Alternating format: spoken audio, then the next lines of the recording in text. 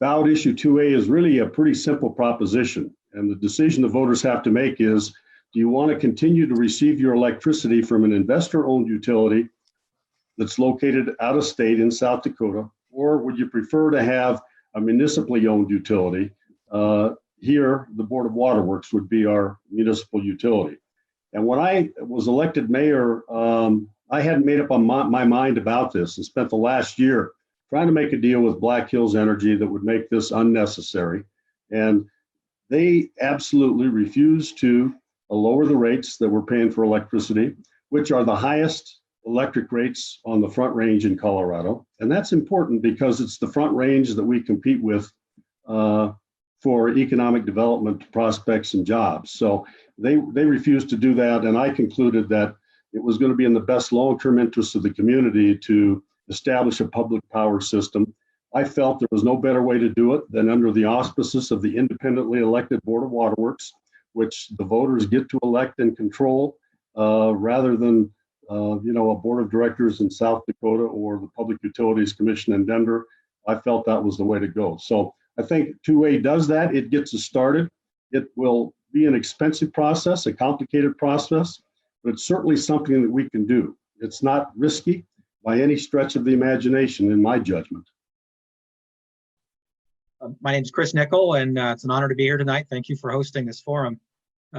This really is a huge issue for our community. I think this is one of the biggest, most important elections we've had in Pueblo in my recent memory, and I think this is key to our future, really. I think we have to address the issue of high electricity rates in our city and in our surrounding area. And that is so critical for our economic development and our future growth for our community. I got elected in 2011, and right away we started looking into this issue. We had a city utility attorney we brought in, and what they told us was the only option that the city has is to break free of Black Hills, is to form a municipal utility, and that's defined, and that process is defined in state law. And it also speaks to it in our franchise agreement with Black Hills Energy, a 20-year agreement that we're closing in on the 10-year halfway point.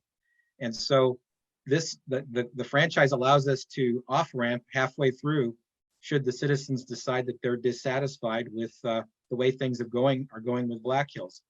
And so I think that's why this issue is so critical. I think it really isn't that complex. I think the opposition to this issue is really trying to make it more complicated than it really is. The reality is the Electric Utilities Commission really did study this issue fairly, and we hired an independent consultant to come in and provide solid numbers and get very detailed into how this can be achieved. I think the phase 2 study of the Electric Utilities Commission that was presented showed that. And I feel confident, having come off that committee, that this is something that Pueblo can achieve. And so that's why I'm putting my name behind it. And I hope people vote yes or vote for the 2A ballot initiative. Thank you, Chris. My name is Mark Aliff. As I was introduced by David, I want to thank the Bring Power Home people for putting this on. This is a huge, huge undertaking, and it's critical to the community that all sides are heard. The people who are against this have a lot of money to put out a lot of misinformation. And so it's very important that we have a chance, those of us that support 2A, have this opportunity to talk about what we believe to be the facts. For me, this has always been one specific issue has driven this from day one, and that's been high rates. Black Hills has refused, as the mayor said before, through negotiations, to even think about lowering rates. Would have rather gone down that road of making an agreement with Black Hills that ensured that this community no longer paid the highest rates on the Front Range, and that was just flatly shut down. 3 years ago, when City Council decided to move forward with exploring the off-ramp issue, it was solely because of the rates. This has nothing to do with Black Hills as a company, nothing to do with Black Hills employees. They have the greatest employees, like everybody in Pueblo. This is about high rates. And for us as a community to maintain our economic future, we need to address these high electric rates. And the way to address that is to exercise our legal right through a contract to take the off-ramp and to pursue public power and a municipal electric utility. So, it's all about the rates. And I've been of the belief that not supporting this is basically saying that it's okay, that I agree that we, Pueblo, should continue to pay the highest rates on the Front Range, that Pueblo should continue to suffer economically, both in business and for the low income people, especially, who can't have to make decisions whether they're going to buy medicine, groceries, or pay their electric bill, can no longer be tolerated. And I think the mayor and president of City Council did a very good job of trying to negotiate with Black Hills, and they simply refuse. And this is all about the rates, and I think it should be argued in that sense, that it's all about the rates. At this point in time, what do we generally think is likely to happen with the rates? Maybe the first part of that is, what's going to happen immediately? Will the rates go down immediately? And then what do you foresee is happening after that? Well, let me start by saying, in the long term, rates will go down because a public utility will not have to pay state or federal income tax. So I think that's a cost that will not have to be paid by this municipal utility that Black Hills pays now. What's going to happen to the rates depends on what the eventual purchase price is that has to be paid to Black Hills. That'll be determined by a judge or a jury if we can't reach an agreement with Black Hills. In the phase 2 study, the experts said that using the highest possible evaluations, the maximum amount that we'd have to pay Black Hills is $868 million. Now, if you just look at the current rates that we're being charged right now and take out operating expenses and capital improvement to the tune of about $30 million a year, I think. This is all set forth in the Board of Waterworks resolution that they adopted at their meeting. You can go to pueblowater.org and see these numbers exactly.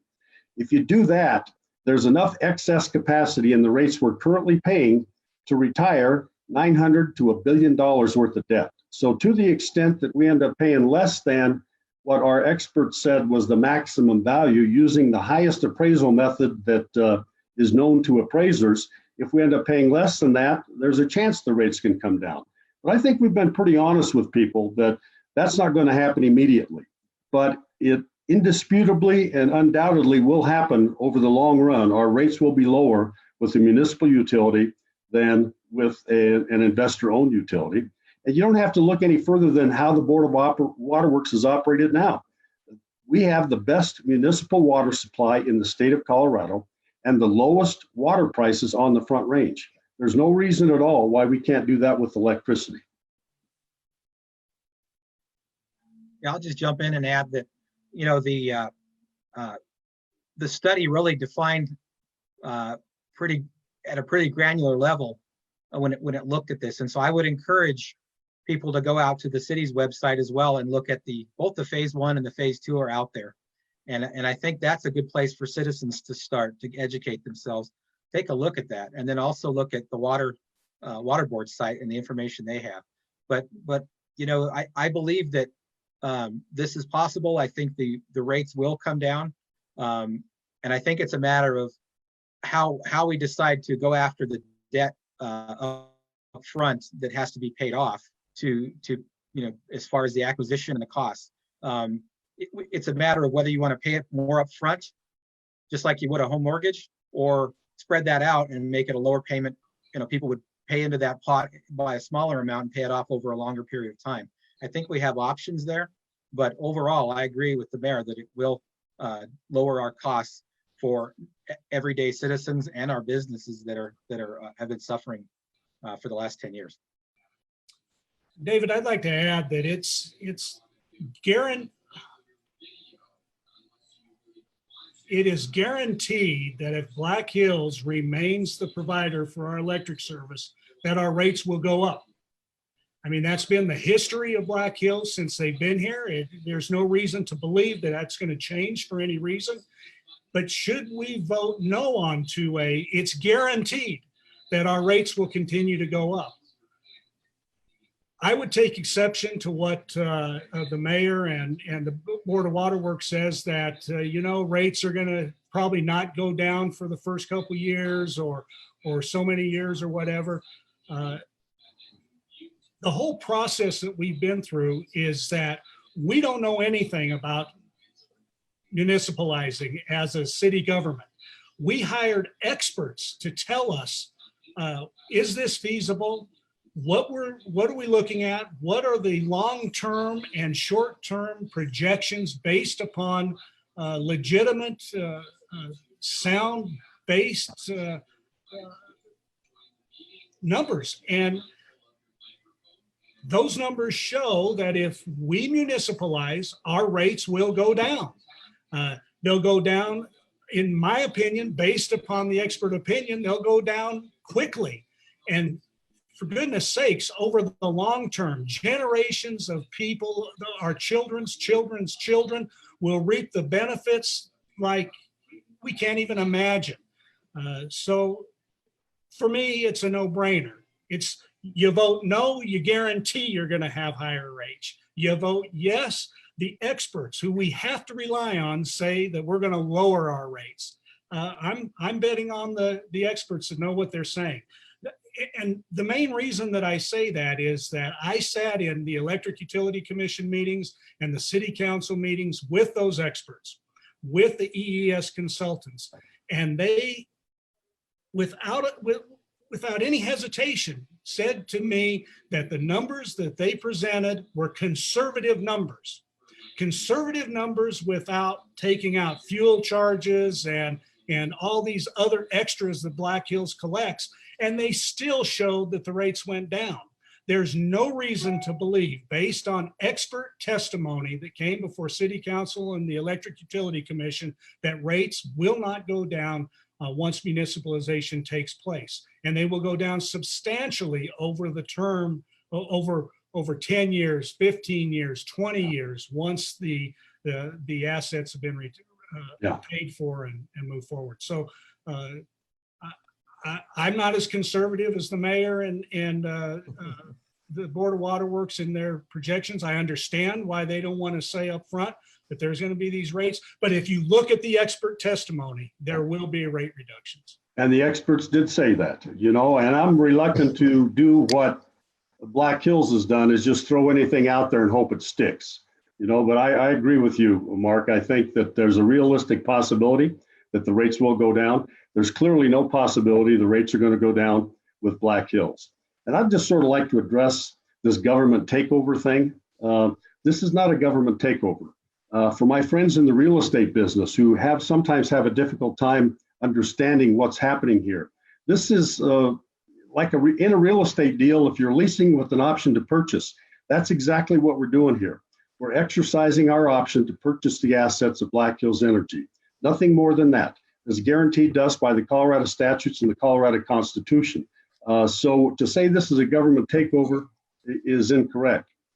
Some people say, well, why don't we there's only 10 years left on the franchise. Why don't we just wait till the end of the franchise? Because at the end of franchise, we'd be going through the same thing that we're going through now. They wouldn't be required to sell us our assets at the end of that. We'd have to go through the same thing that we're going through now, except we'd have 10 years of these excessive rates under our belt, an additional 10 years under our belt by the time we got there. So that's why we don't just wait until the franchise expires, because we'd have to go through the same process at that time. Black Hills and Pueblo Cares has been claiming that this will be very expensive, that it will be way too expensive, largely based on the concentric energy feasibility study that Black Hills commissioned. And of course, one of the big issues there was that the cost of wholesale power. And in the concentric analysis, they used past benchmarks Historical of wholesale prices. power sales. Whereas in the EES study commissioned by the city, the consultants actually asked the wholesale power producers what it would cost. And those costs were way less than the ones in the concentric study. But what I wanted to say is that because of the concerns that Pueblo Cares has raised about this being very expensive, there's now a question in the community about whether the Board of Waterworks could raise water rates to pay for the costs of the electric utility. Yeah. Can they move money back and forth so that they subsidize what these critics claim will be an expensive electric utility, subsidize that with the water rates? Yeah. Would anybody like to address that one? Let me take the first crack at it. The Board of Waterworks would not do that. Now that, if you look at the ballot language, the Board of Waterworks is allowed to pledge the revenue from the water board to retire any bonds. Pledge it. That says add that as security. And the reason that was done, for anybody that knows anything about municipal finance, is it lowers your bond rate. If you have additional revenues that you can say, hey, in a worst case scenario, we could draw on these revenues, that's going to lower your bond rating if you combine both the income from the electric company and the water company. Even though you never have to use any money from the water company to retire the electric company's bills, you still are going to get the benefit of that bond rating. So there's no chance that the water bills are going to go up to pay for this. If you look at the Board of Waterworks resolutions, you look at their frequently asked questions, no chance that's going to happen. Black Hills and their proponents are trying to scare people into believing that's the case. It's not the case. And as I said previously, this is an independently elected board that the voters control. So if they tried to do that and the voters didn't like it, I'm sure that they would let them know that on election day. Well, I'll just jump in and say, Yeah. one of the things that I found interesting was the concentric study that Black Hills commissioned. When you looked at the evaluations, they were actually really similar to what ESS, the city's consultant, their valuations were. I saw a lot of similarities there, more than I did differences. So that showed me that they were looking at it with approximately the same value as to what it would take to acquire those assets. And where they did vary was in how they acquired power. And like you said, David, they were looking at historical, how we've done it in the past. And one of the things that's interesting is the market of how you can buy, a city is able to buy wholesale power now has changed a lot in the last few years. And we've had some of the past council members say, well, we looked at this, years ago and it didn't measure out and we couldn't do it. Well, things have changed a lot since then. And so it's a whole different ball game as far as acquiring wholesale power. And our city would be able to get that more cheaply than what we have today in just generating it here. And so I think we have to be able to be, as a city, be flexible and adapt to these market changes that would put us in a better position to offer lower rates to Puebloans for the future. And that's what we need to be thinking of is how do we lower rates for our citizens today, but how do we set Pueblo up for the future generations? We talked about our kids earlier and having Pueblo be a place where they can thrive and come back to and stay when they graduate. Well, we're doing it now. We're trying to address this issue now and create that future.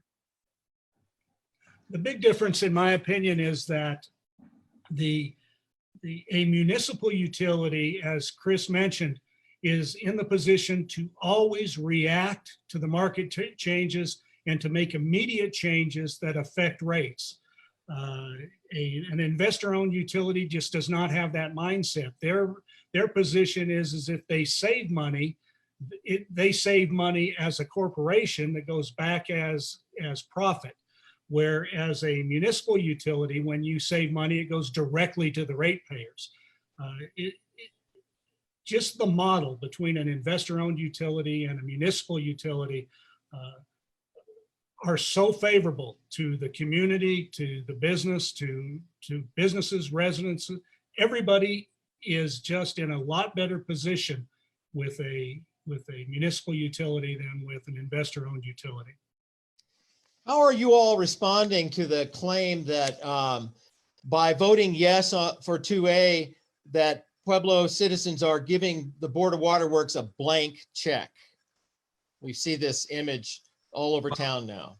I just want to say, I think the only blank check is the one coming out of our current utility provider. They seem to be writing as many blank checks as they think they can buy the city election. And I think the Pueblo citizens need to send the message that our city election is not for sale. That blank check, it's just sort of a ludicrous argument. I mean, the number I used before, the $868 million, of that, only about $334 million was for assets that Black Hills actually has. Another $400 million of that was for stranded costs if we didn't take the generating station. So there's a whole bunch of play there. So that's why I say that's the top. It's not a blank check. The amount we're going to pay for these assets, and make no mistake about it, if we have the political will to go through this, at the end of the day, we will own those assets that Black Hills Energy has now. We'll have to pay for them just compensation. That'll be determined not by Black Hills. That'll be determined by appraisers and experts, and it'll be decided by a judge or a jury in Pueblo County. So there's not going to be able to put blue sky in there and all those kind of things that Black Hills might wish they would have gotten, because we're not buying a going concern, but we're buying their assets. If Black Hills wants to maximize their value, they need to sell a going concern, but they've been unwilling to do that. They say we're not for sale. So that's where we're at this point. And I believe that when people talk about a blank check, what they fail to do is to look at the feasibility studies. And that's what's unfortunate about all of the rhetoric that's going back and forth, whether it be on the internet or in conversation.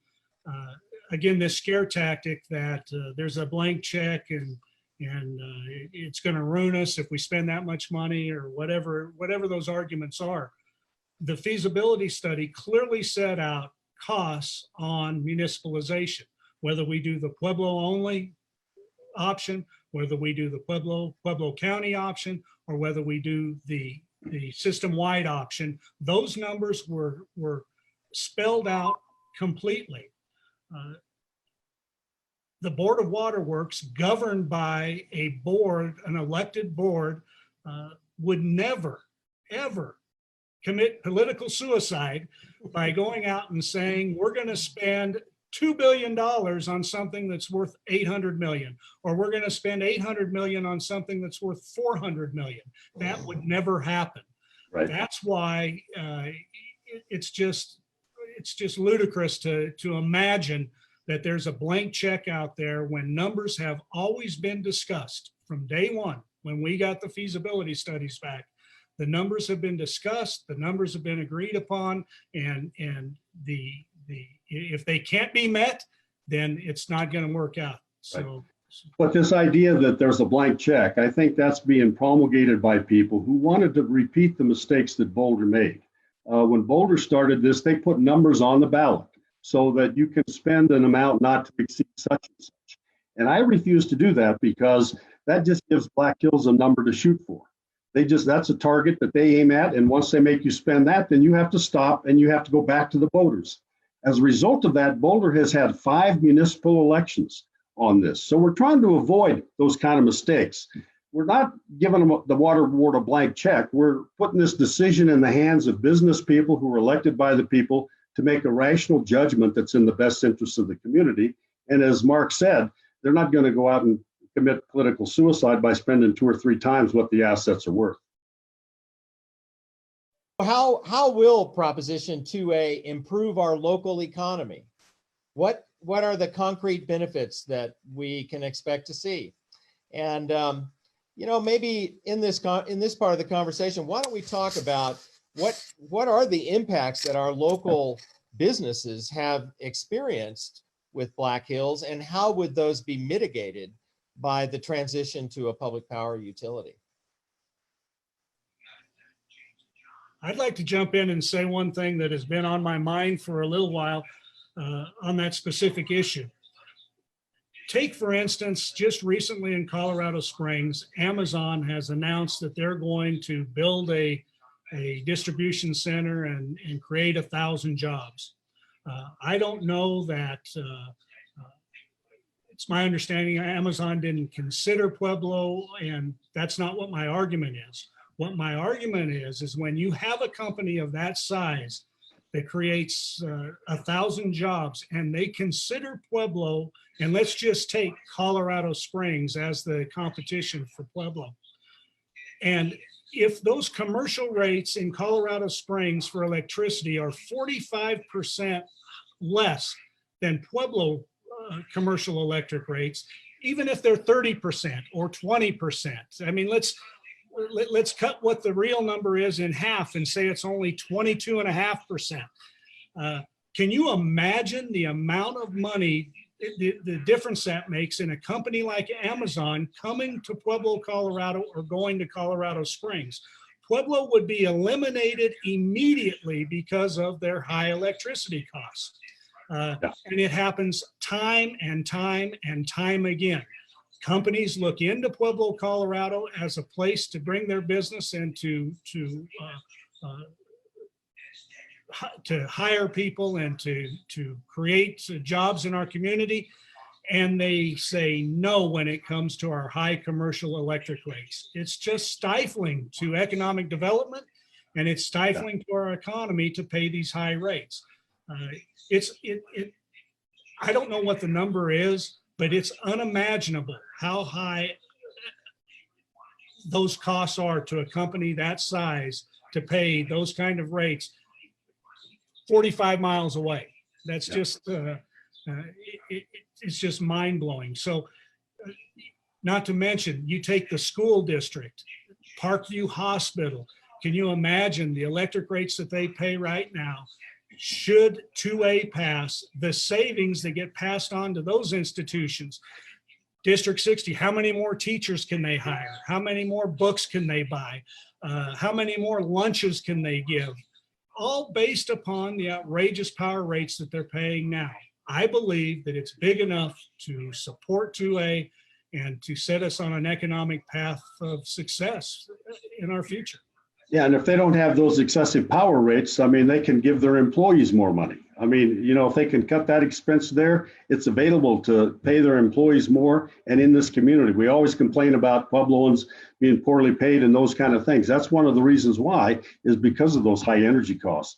The other day at the Chamber of Commerce board meeting, a board member who has a local manufacturing company here, they compared bills with some of their competitors and suppliers in the Denver area. The bills here are 40% higher than they are up there. So if you're a big manufacturer, or any kind of manufacturer, and electricity is a big part of your bottom line, any kind of savings is going to be dramatic for you. For households, maybe not so much, but for manufacturers and industries, it will be monumental if we pass 2A. Well, I think, you know, one of the reasons I took this issue on when I first ran for office was the feedback I saw at the Public Utilities Commission hearings that they had in Pueblo. And that was just everyday Puebloans going in and talking about how this is impacting them. A lot of them were seniors on fixed incomes. And, you know, any kind of savings that they can eke out per month is a prescription they can buy, or food that they're putting on their table. And we have a lot of families that are on the edge in Pueblo financially. And these high rates, when you look at how much they've increased for the average household over the last 10 years, it's been a dramatic impact. And so anything that we can give back to those families will help them, and it's money that they can use for other things, especially in the way things are going right now economically. With our manufacturers, I had the opportunity to speak to the Southern Colorado Manufacturing Group. I was there to talk about cybersecurity in the manufacturing industry, but the companies that were represented in that big group all wanted to talk about the power issue. And this was a couple of years ago, but it was all about what they're paying, and just in how they turn on their machinery on the floor of a manufacturing floor factors into how much they pay as far as their demand fees. Now, some of those demand fees were fixed not by Black Hills, but by the PUC. There was a restructuring, but it's kind of a big piece of pie. And what came out of some areas went into other areas where the rates increased. So we still have a lot of companies that are very interested in seeing our rates go down. And I think we have a lot of support from our manufacturers wanting to see us figure out a way to make a change for Pueblo in how they receive power, because they want to stay here and they want to keep employing people in manufacturing, but they're businesses and they have a bottom line. So I think it's on us to try to figure out how do we make Pueblo a business-friendly environment where these companies not only want to come, like what Mark's talking about, but want to stay here and continue to be, manufacturing in our community. Down to the small businesses, it's affected them too, and it's everything from a bakery shop that runs a electric convection oven to any kind of office you can think about. It has an impact on them, and those bills matter. Yeah, well, and I think this local control and having a local board will help people who have a problem that are less fortunate, but it'll also help us in our economic development efforts because that local board can make immediate decisions. They don't have to go through the Public Utilities Commission. You all remember when Black Hills tried to bring a company to town and wanted to give them a special economic development rate, which I supported. I was all in favor of. But it took 120 days to go through that PUC process. And by the time they got through with it, the PUC wouldn't give them a general economic development rate. They gave them a rate for that particular company, but said, you got to come back every time you want to do this. That company was gone. So you won't have that kind of a problem if you have that local control in this independently elected Board of Waterworks. They'd be able to respond to economic development prospects quickly. They'll be able to deal with problems that poor people are having. Or, one of the things that we established right when I got on the water board is some charitable organizations came to us and said, hey, you need to do something about your shut-off policies. You're letting people go way too long before you shut them off. As a result, the bills are too high. So you need to work with us on that. So we ended up establishing a CARES program through the Board of Waterworks that actually put money in a fund that Catholic Charities distributes. But the Board of Waterworks, being local, will respond to those kind of inquiries and those kind of requests by people, which I suggest to you that the Board of Directors in Sioux City, South Dakota won't. I'd also like to add, the opponents of 2A are adamant about talking about ballot language. They're adamant about talking about takeovers and Boulder and all these other issues, but they refuse to talk about rates. Rates are the reason that we're here. Economic rates, commercial, industrial, and residential rates are astronomical in the city of Pueblo. Black Hills has refused to address this. They will not address it under any circumstances, and they'll spend millions and millions of dollars to not talk about rates. They'll do anything but talk about rates. And I think that is the people watching this and the people that are going to watch it, this is what you need to focus on: rates. Yeah. Rates. A vote for or against 2A is a vote for higher rates. And that's, when we got into this, that's the opposite of what we were trying to accomplish. So, I mean, I hate we keep riding that horse to the well, but I mean, it's critical to keep that in the forefront, that this is all about rates. You can argue about takeovers and you can argue about ballot language and all of that stuff that they're doing.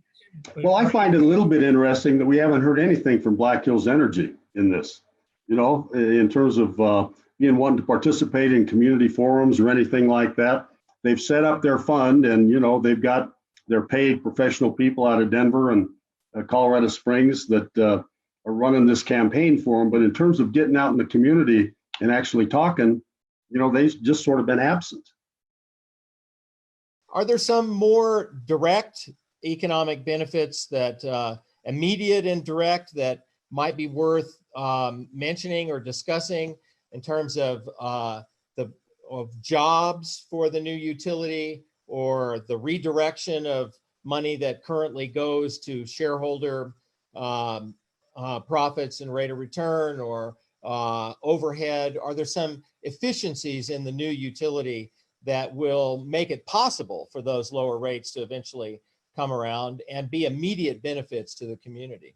Well, there will be some additional jobs if 2A passes, because right now Black Hills does all their customer service, or most of their customer service, their collection work, their billing work, somewhere else. Those jobs would come back to Pueblo, I think, under 2A. under the Board of Waterworks. So I think that's realistic. Black Hills takes about $13 million a year in profits out of this community that they distribute to their shareholders. If we can keep that money here and circulate it in Pueblo, that obviously is an economic benefit to the entire community if that money stays here, either in terms of higher wages for the employees that are working for the electric utility or in lower rates for the ratepayers here. So I think there are those economic benefits.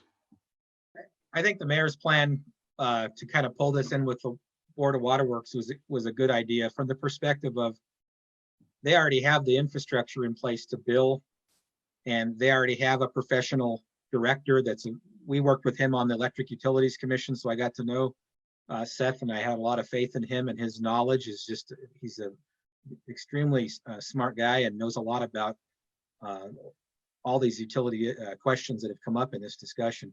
And so I think they're well equipped, but just having all that infrastructure in place already, we're not going to have to go out and hire another manager. We don't have to go set up our own billing service for this. So there were a lot of things that by teaming up with that existing entity just made a lot of sense. And so I was excited to hear when they had a positive response to taking this on. There was a time when Mark and the mayor and I had talked, and we weren't sure what their response was going to be. And so I think this has developed in a really positive way. Well, they're our utility company. You know, why duplicate what they already have? That doesn't make any sense. Nobody's going to save any money if we're duplicating stuff. I also just wanted to say that I think it's important that we look to how we can continue to employ the experience and the people that work today for Black Hills that are Pueblo residents. I think it's important for us to be able to find jobs for them in the new utility, and we depend on their expertise. So, I mean, there's a lot of institutional knowledge there. We want to continue to draw on that and have those. It only benefits us to have those people employed with as good a jobs as they have today. So I think that's I mean, they know the system. They know the system, and there's absolutely no reason why they couldn't become employed with whoever it is that operates that distribution system under 2A.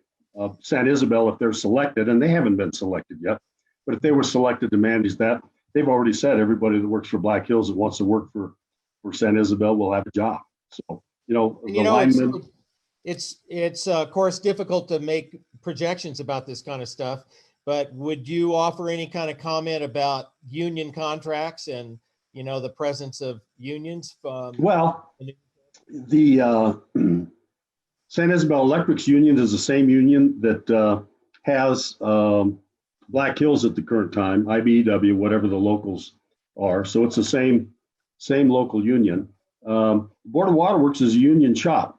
I mean, they're represented by AFSCME there and have been for 30 or 40 years. So they're a fully unionized employer and have a fantastic relationship with their union there. So there's, I expect that under 2A, if it comes under the Board of Waterworks, it would be a union shop as well.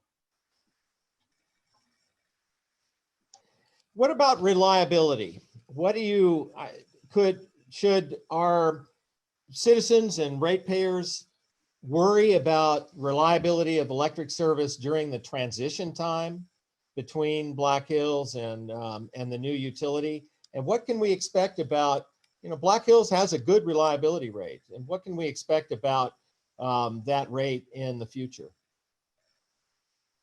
I would expect it will remain the same. I mean, especially during the transition, Black Hills will and is required by the terms of the franchise agreement to continue to provide electricity, and I'm sure they would provide it at the same level they're doing today. This idea that they're the only ones that can provide reliable service, I think, is fallacious.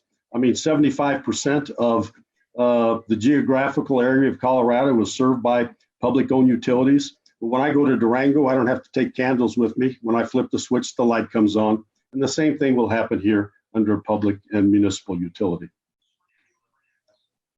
And I think because we're transitioning from, where the PUC currently oversees it, that transition, they have to demonstrate that things are up to serving the community with the same level of quality and that same quality of assurance. So I think that's something that we can count on. I also just think that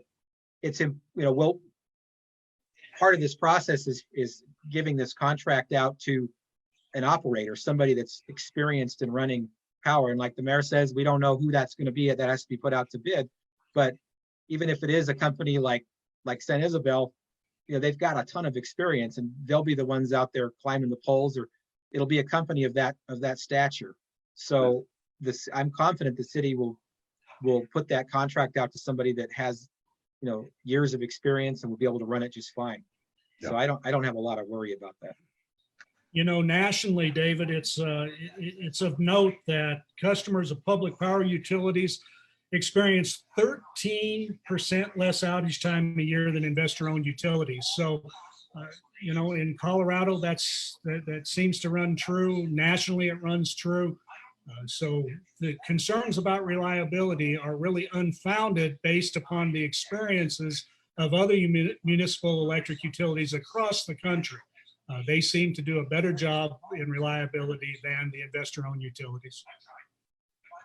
So that issue comes up, I think, as part of the scare tactic campaign. Try to scare people into thinking, oh, this is way too risky. You can't do this, because if you do this, your lights might not come on when you flip the switch. And there's just, there's no evidence to support that, but there's a lot of money behind those commercials pushing it. And unfortunately, people listen to that sometimes. Mm-hmm. That's why we're doing this program. And this line of questioning has to do with renewables.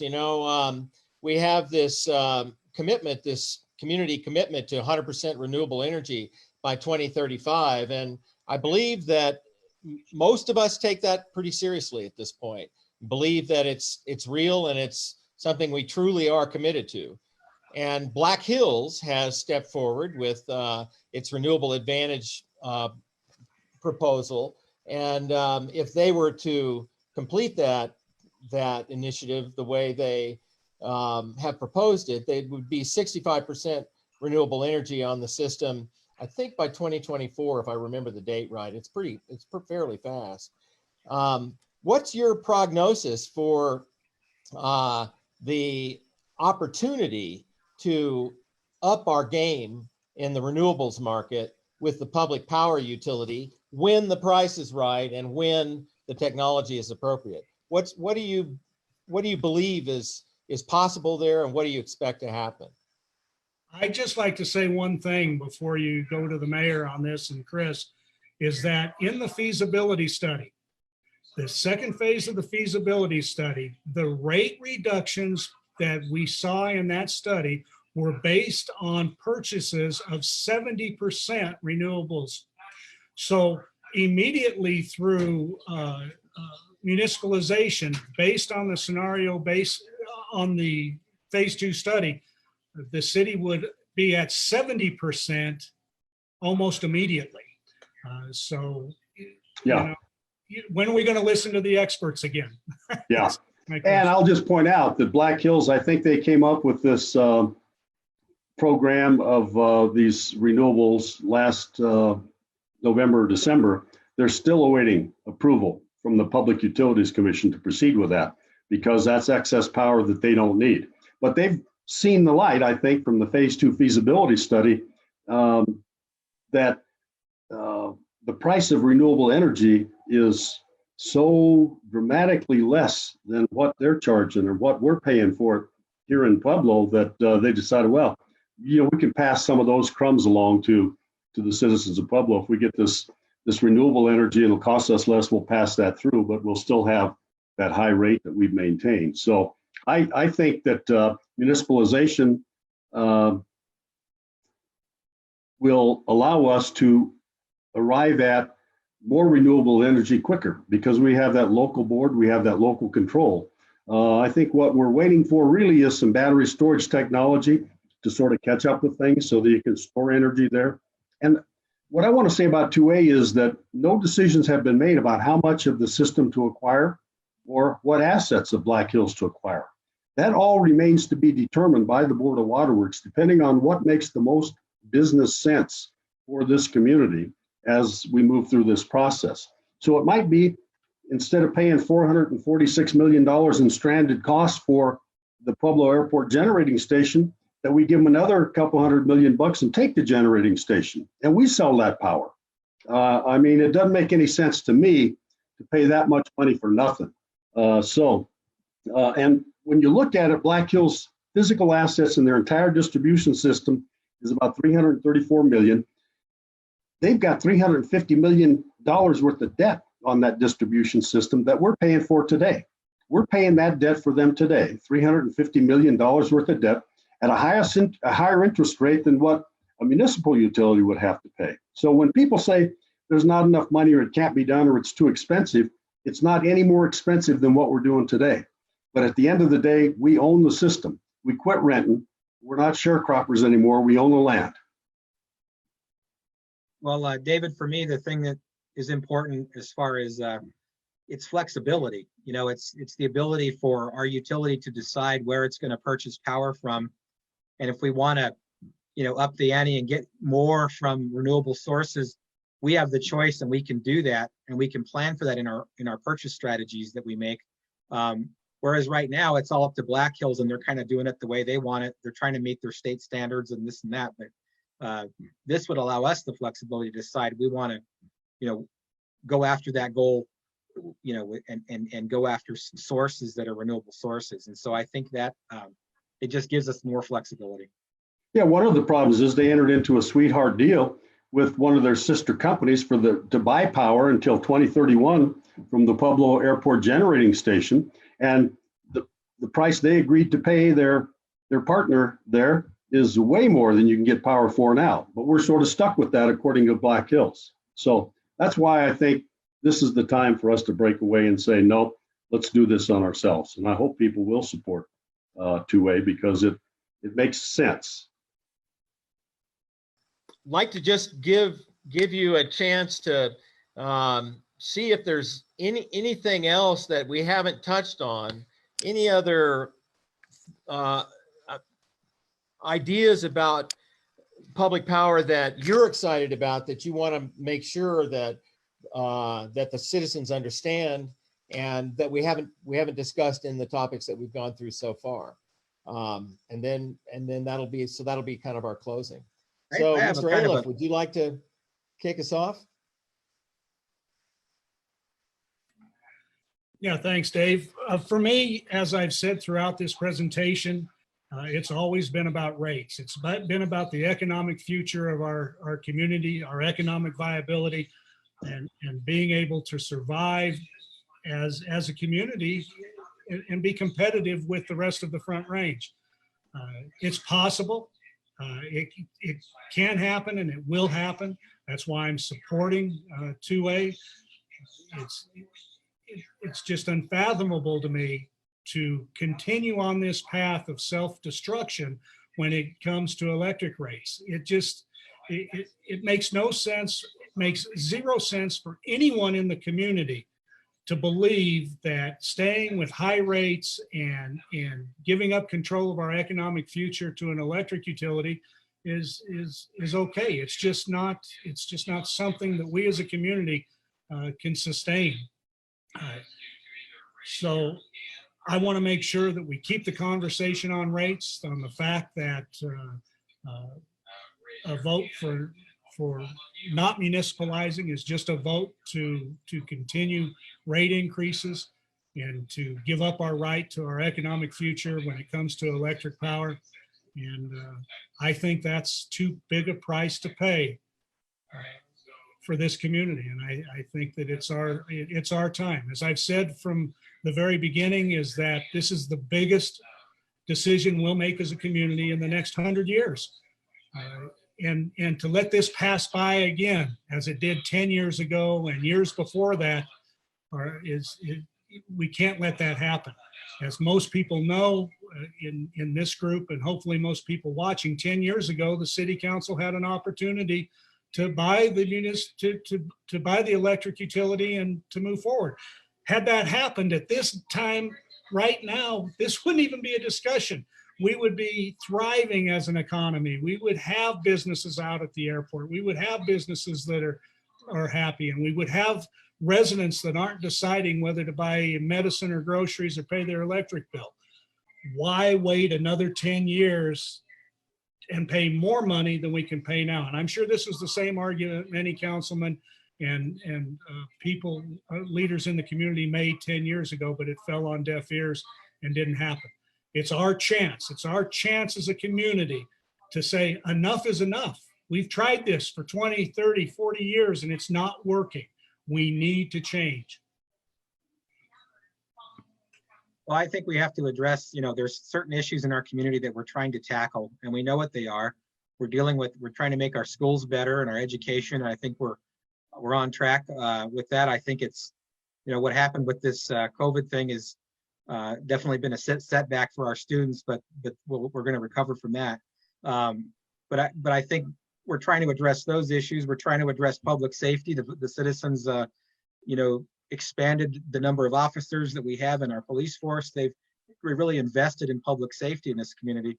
But the other big issue that I saw as a council member for the last 8 years was these high electrical rates and how it's impacting everyday citizens and our businesses and limiting us as far as growth. When the rest of Colorado has boomed, Pueblo really hasn't still. And I think in part, this is a part of that issue. It's up to us as the leaders of today to try to come up with a strategy to solve all these problems. So to me, we're on the right track with those other issues, but this one we have to support 2A because of our future and providing the economic growth that Pueblo needs to keep up with the rest of the state, and this is key for that. So I would say, if you're concerned about your kids and the future they have in Pueblo, this is a vote for their future, voting for 2A. Mayor Gradisar. Yeah, I think, unfortunately, there are a lot of politicians and former politicians that want to scare you into supporting the status quo. As Mark and Chris have indicated, the status quo hasn't served us well. I think 2A is obviously a change in the status quo. What I've been telling people is that there's more risk in going to buy groceries at Walmart today than there is in voting for 2A. Given the coronavirus and the infection that's going around, you're taking more of a chance of going to buy your groceries than you are supporting 2A. This just makes sense. If you look at the studies that have been done, and they're posted on the city's website, don't listen to what you're hearing on television. Go read it for yourself. Look for, you're at home, you got nothing better to do, go take a look at those studies, because you're going to see when you do that this makes sense. Nothing else makes any sense but to go with this municipalization effort, because it will inure to the long-term benefit of our community, for our children, for the economic health here. It will help us in terms of economic development efforts, because we'll be able to be competitive finally with some of these other communities that we compete with for businesses here. So I urge you to take a hard look at it. I think it's a wise choice to support 2A, and I encourage everybody to get that mail-in ballot and mail it back as soon as you get it. Okay, this is great. I want to thank our three panelists for a really stimulating hour. And we kind of got in the weeds on a few things, and it's been great to dive in and really look hard at what this initiative is all about. I also want to especially thank all of our neighbors and friends that have chosen to view this live and to submit questions. And I do want you to know that those questions have gotten to me. We haven't been able to ask all of them, but we've been able to ask a number of them, and they kind of grouped into categories. And so hopefully you got a lot of the questions that you've had in your mind, at least addressed in one way or another. So this is the first of 4 Friday evening talks like this, Friday evening discussions, conversations, speaking truth about power. And next week, which I think is the 17th, the panel will be focused on the energy justice issues that are involved with the transition to public power. And then the week after that, the focus will be on the business opportunities, the business case for public power, and the economic transition and what that's going to look like. The 4th Friday, right before the ballots are due, where we haven't decided exactly what that panel is going to look like.